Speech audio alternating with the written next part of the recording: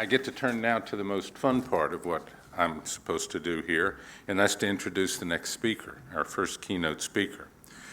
There's an expression that is often used in describing a wonderful experience. It's out of this world. And this speaker is going to talk about an experience that is out of this world. Beth Moses of Virgin Galactic is the Interior Program Manager and Chief Astronaut Instructor with the world's first commercial space line. Beth is at the forefront of designing the customer experience, both terrestrially and extraterrestrially. I'm going to guess she's the only one in this room that does that.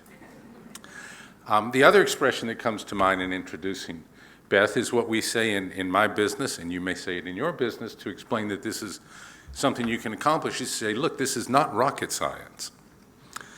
Well, Beth is a NASA engineer and has led a number of global programs that were used in the construction of the International Space Station. For this remarkable contribution to the development of the world's largest spacecraft, and by extension, mankind's pursuit of space exploration, she's been awarded the Robert J. Collier Trophy, which is the highest honor that one can receive in American aerospace.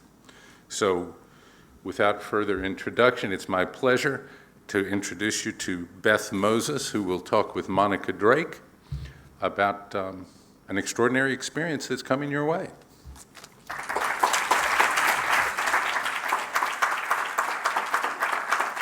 Thank you so very much for having me, and welcome to the conference yourselves.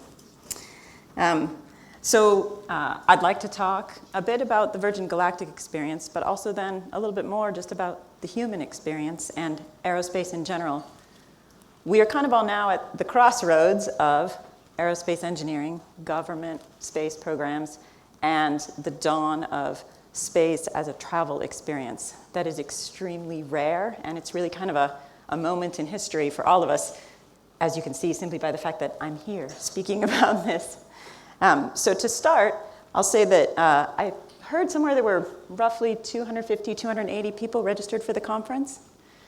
So if you double the number of people in this room, you get roughly the number of people that have ever been to space in the entire history of humankind. 558 unique humans have visited space in the entire dawn of mankind.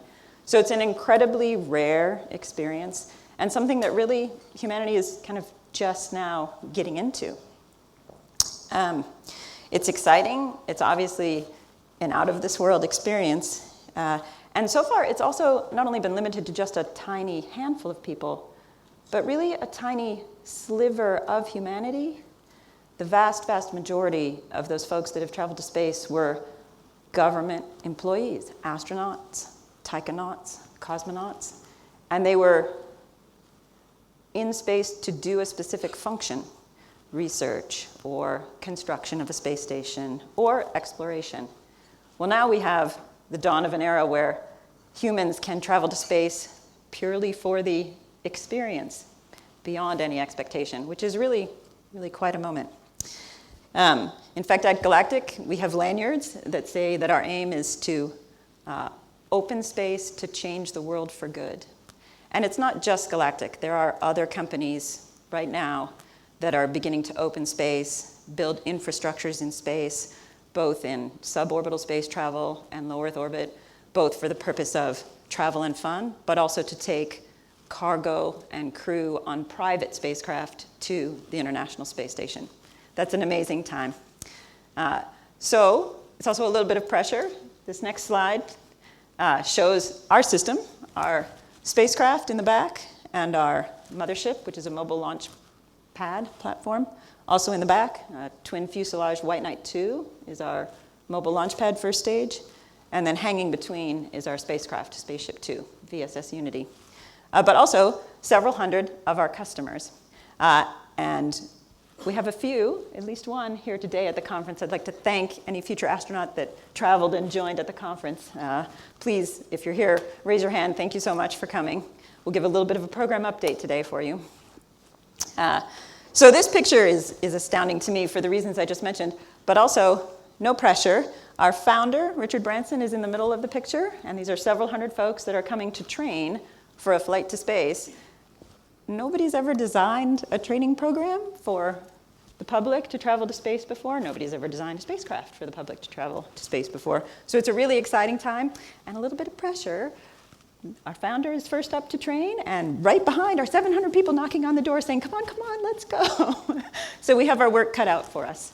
So if you were to come train for a flight with Virgin Galactic, you would find yourself in New Mexico at our spaceport. This is Spaceport America. The 3-story glass part on your left is actually all devoted to the customer experience. The top floor is astronaut training. The middle floor has mission control and the medical facilities, some offices. And the ground floor is dedicated to launch viewing. That's where family and friends will come and watch you go to space. And you can see our mothership, White Knight, in the front. And then around behind White Knight is a giant hangar. It's actually sized for 2 motherships and 5 spaceships. And in there is where the vehicles are processed, maintained, upgraded. So right at the training facility, the vehicles are also processed, which is great for training and kind of consolidation. Government programs are typically spread across the globe or a country. This program is all contained in one facility, which is inspiring and magic and makes it easier. So if you were to come fly with us, you would board your spacecraft, which is in the center, right around dawn, and then mothership would take off of a runway right outside the hangar that you just saw. Head up and you would cruise for roughly an hour up around 50,000 feet. And in the spacecraft, there are 2 pilots, and it's designed for 6 astronauts. So each person has an aisle seat, but also a private window and a private sunroof. And there are 6 seats in the vehicle. You can kind of see the side windows and also the sunroof windows in the view here. This is an actual flight test photo.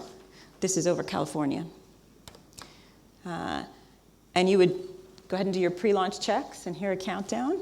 And then at the right time, White Knight would release spaceship, and you would have a short moment of free fall.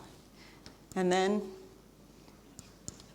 the hybrid rocket motor ignites, and you head straight forward with the rocket motor boost behind you until the vehicle is slightly supersonic, headed straight forward. Of course, that's not where you wanted to go, straight forward. This is not yet a transport system or a point-to-point system. You kind of want to head up, so your pilots will pitch the vehicle up. And this is also a flight test photo. You can actually see the vehicle makes a turn towards space, at which point you have between 3 and 4 Gs on you, pushing you back into your seat and down into your seat as the vehicle makes a turn.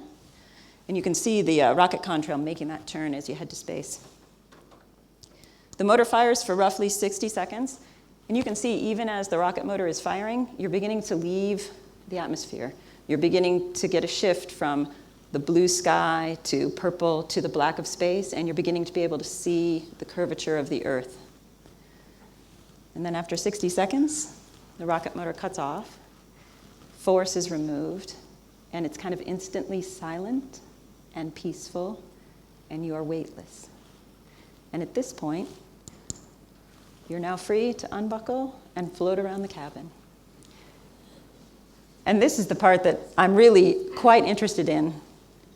I think everyone is going to bring to spaceflight a different set of expectations. Some people have indicated that it's this moment that they're most looking forward to, getting out of your seat and tumbling and getting right up against the view. Others have actually indicated that this is just a bonus. They want to ride a rocket for 60 seconds. And still others actually aren't sure. Many of our customers, we have customers from all walks of life, all backgrounds. It's really a myth that it's an elite or celebrity experience. We have folks that have mortgaged their homes, folks that have simply dreamed of space travel since they were tiny. And for those folks, it is, I think, more of a journey of their own soul, their own life, their own destination than any actual moment in space. They're looking to us to curate the experience and explain each moment and what's best to get out of each moment for them. But this few minutes of weightlessness is sure to be an amazing highlight. As you are weightless, your vehicle is headed up and then coasting back down to Earth. This would be your view out the window. This is an actual photograph from a smaller prototype spacecraft, Spaceship One. in a test flight over California. But you'll see this type of altitude view, the curvature of the Earth. And the vehicle will be then headed back down to Earth. The pilots will let you know when it's time to buckle back in your seat. And then the vehicle glides like a glider back to the same runway that you launched from and returns you to the same hangar for what I am sure is going to be the party of a lifetime at the end of your 2 or 3 hour experience of spaceflight. All right, guys, have a good flight. See you. All right, high fast, man, high fast.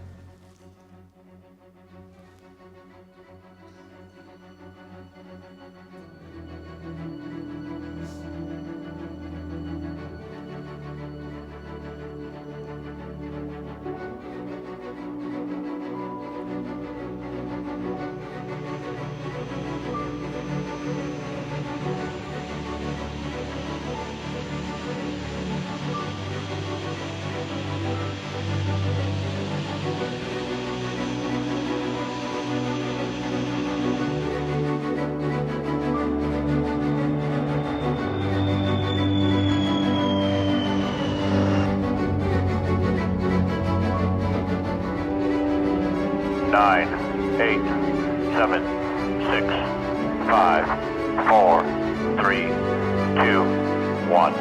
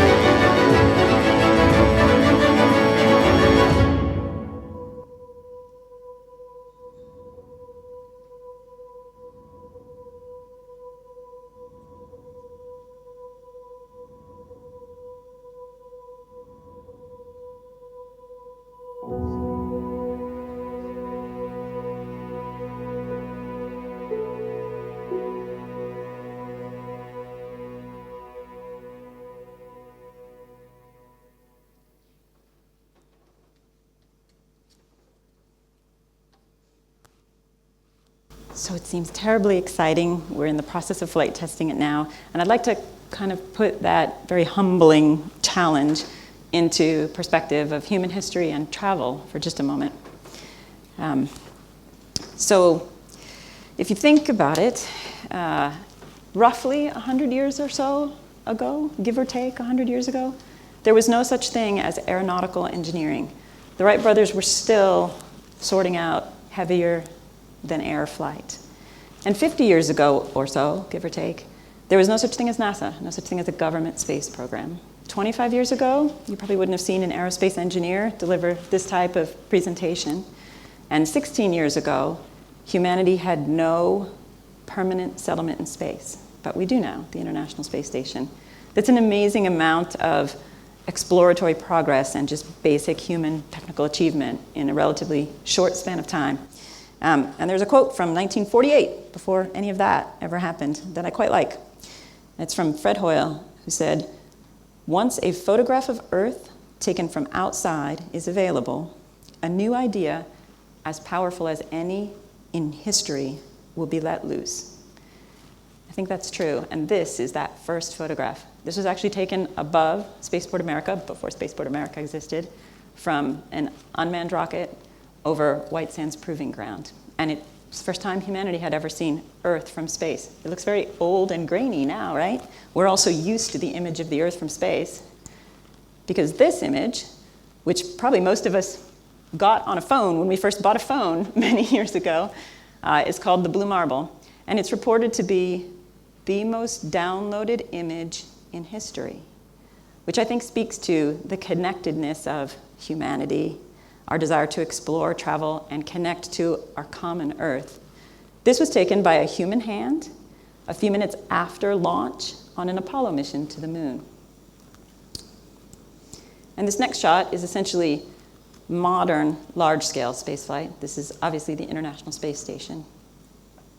I'd like to close with a video of time-lapse footage that was shot from the International Space Station. I just pulled it off YouTube. I'd like to thank Kate Myers, whoever she is, for creating a time-lapse video that is wonderful and on YouTube. It starts with this screenshot, which is a view from the main windows of the International Space Station, the cupola. Built in Italy, launched from the US, you will see a global partnership of 16 nations, Russian lifeboats, American laboratories, a whole Japanese mini space station, European modules, but more importantly, you'll see humanity. The view from the International Space Station shows weather patterns, cities on Earth, stars, the sky, an amazing green ribbon of the aurora. And I'd like to offer it to the conference in the spirit of experiences and travel and exploration that unites us all. So I'll show the video and then I'll take some questions.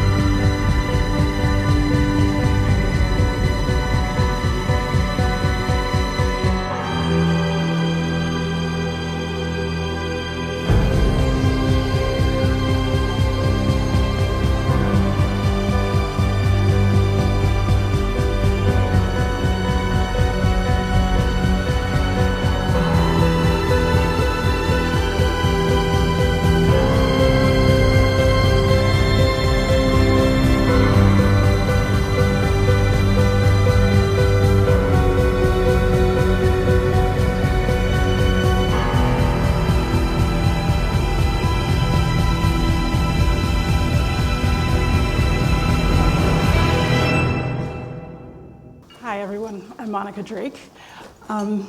That was truly inspiring. I think you said that there's one future astronaut here. I think you probably one over a few more. We're a little tight on time, so I'm just going to ask a couple of really quick questions and then open it up to the audience. My first question is a question that I know you cannot answer really specifically. That looks like such a great experience, and I'm wondering, when do you think that the people who signed up will be able to take their inaugural flight? And I know the company answer is soon, but sort of how close are you if you had to quantify it? So fortunately, we're very close in the sense that we have a flying vehicle. In fact, I was up late last night because I'm happy to report that we just finished a captive carry flight test in California. Actually, just 10 minutes before I was scheduled to speak, I got word that it all went well and the vehicles are safe and back on the ground. But the answer to the question, unfortunately, is undefined at the moment because we're starting our flight test program and we have certain objectives and data that we need to gather in order to make sure that the system is reliable and repeatable and safe for everyone. And so as soon as we end that flight test program, we'll be in a position to start commercial service. And the joke I usually make is, well, pick your favorite number, your favorite maybe low number. It'll be that many years. But it is something that is definitely in sight now. I mean, we have a flying vehicle. In fact, if you go to Virgin Galactic on Twitter, you can see some really cool photos from our flight test that just landed. Okay. Well, my favorite number is 1. So. And my next question is, where do you see this headed? In 100 years, is it, is going to the moon going to be like going to Cancun? Is it going to be like overrun, or or will this remain sort of a luxury experience and for just a few people? Yeah, I think it's a very good question. I think the further out you get, the more elite it will be for some time. But the experience is closer to Earth, low suborbital flight, perhaps low Earth orbit, perhaps something like a commercial hotel, will certainly come down in price. My personal dream is to where a suborbital space flight on any provider is kind of within range of, say, a really good spring break. Like instead of going to Cancun with your college buddies for spring break, you could consider hopping a flight to space. Wouldn't that just be wonderful? But there are companies that are, and governments, but definitely companies that are seeking to build entire infrastructures, not just single trips or single destinations, but economies and infrastructure, both in orbit and there's talk of other planets. And so I think the next 100 years will be kind of almost exponentially more amazing than the last 100 years have been. I really sense that we're all getting kind of started on this really asymptotic journey. So I'm looking forward to it. Somebody needs to work on longevity and immortality, please, so we can see it all unfold. Great. All right. At this point, I'd like to open it up to questions from the audience. We want this to very much be a conversation. How long does it take to be trained to go to space? So on this particular space flight that you just saw for Virgin Galactic, it's a few days. The aim is to kind of have an experience unfold over the course of about a week. So if you were to fly in from Singapore, you might arrive in New Mexico, say on the weekend. We would suggest probably Saturday, so you have kind of Sunday to acclimatize and adjust. And then you would train for Monday, Tuesday, Wednesday, fly Thursday, party Thursday night and Friday, and kind of have a week-long luxury travel experience.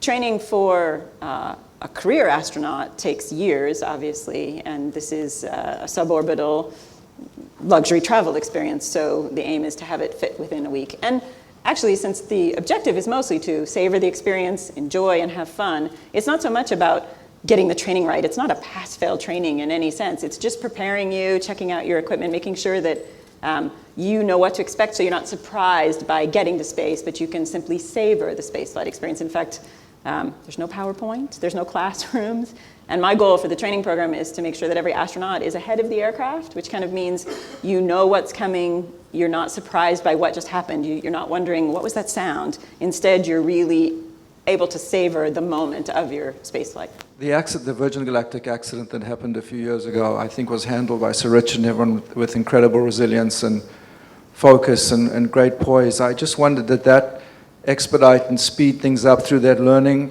through the process to get where you've got to now, and just how that affected things in the whole evolution of this journey, as tragic as it was. Yes, thank you so much. I agree. I think Richard handled it with great poise and, most importantly, persistence, as did everyone involved. Certainly any kind of setback is a little bit of a setback, but happily, we are now back in flight test with a replacement vehicle. And it did obviously prompt a review of systems with some enhancements thereof. And those enhancements are proving out in flight test. And I think what it did on the human level, more than anything, was galvanize and bring together all of the communities that come together to make such an endeavor possible. The future astronaut community of customers, our investors, Richard, all of the engineers and staff, everyone, as opposed to being demoralized perhaps, just had a renewed sense of camaraderie and collaboration and devotion to the cause. And that has really come through in our joyous return to flight test. Am I to understand that actually there are no private citizens have gone up to space yet? That is at the moment still in its infancy. And then following that, my second question, I hear that the amount is astronomically expensive. Is that so? Let's see, I'll take those in reverse order just to help me remember them. It depends who you fly with.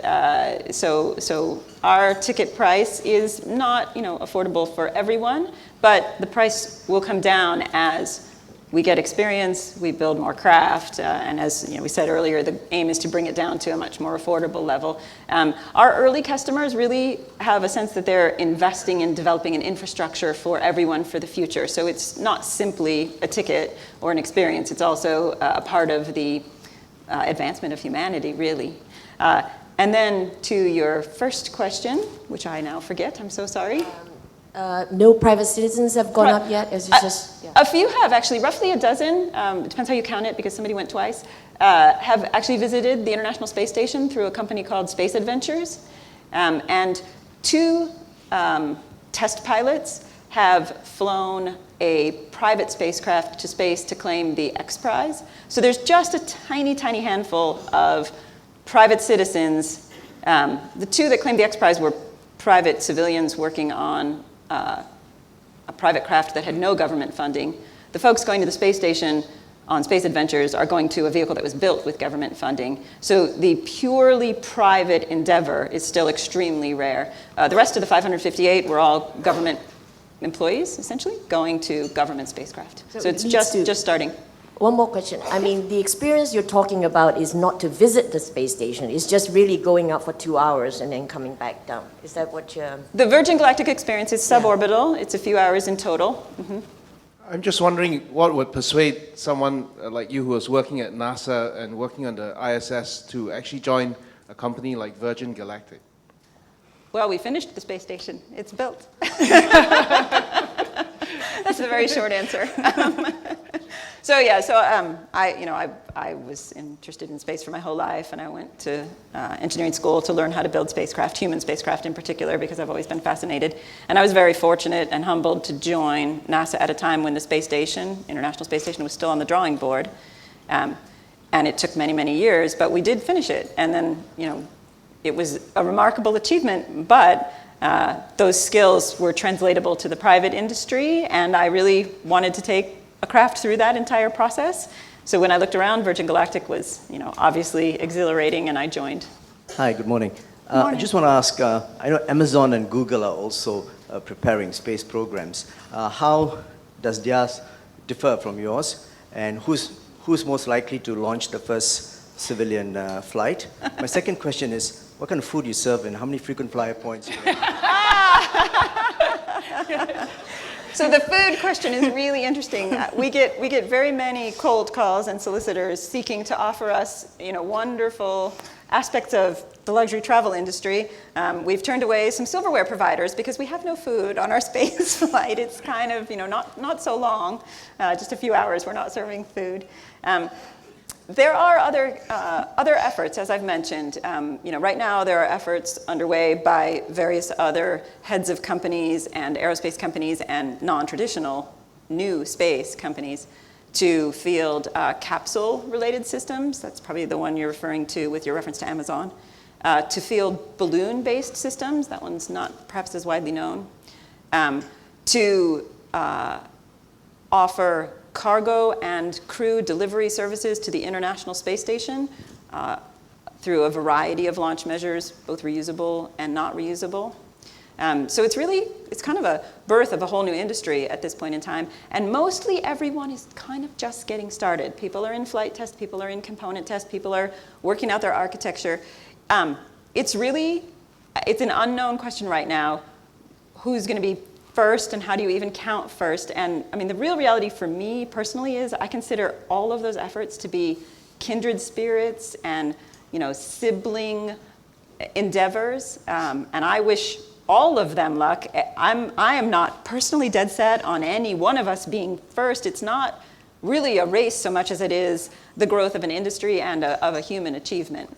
So you can pick your favorite company and put your money on it, so to speak. But it's really unknown. There are a lot of technical challenges ahead for everyone. So hopefully we will all succeed in very short order. Maybe Monica's favorite number of years. All right, great. Well, our time is up right now, but I would love to thank you for coming and sharing this. And I'm looking forward to your next chapter. Thank you so much. Thank you all for having me. It was wonderful.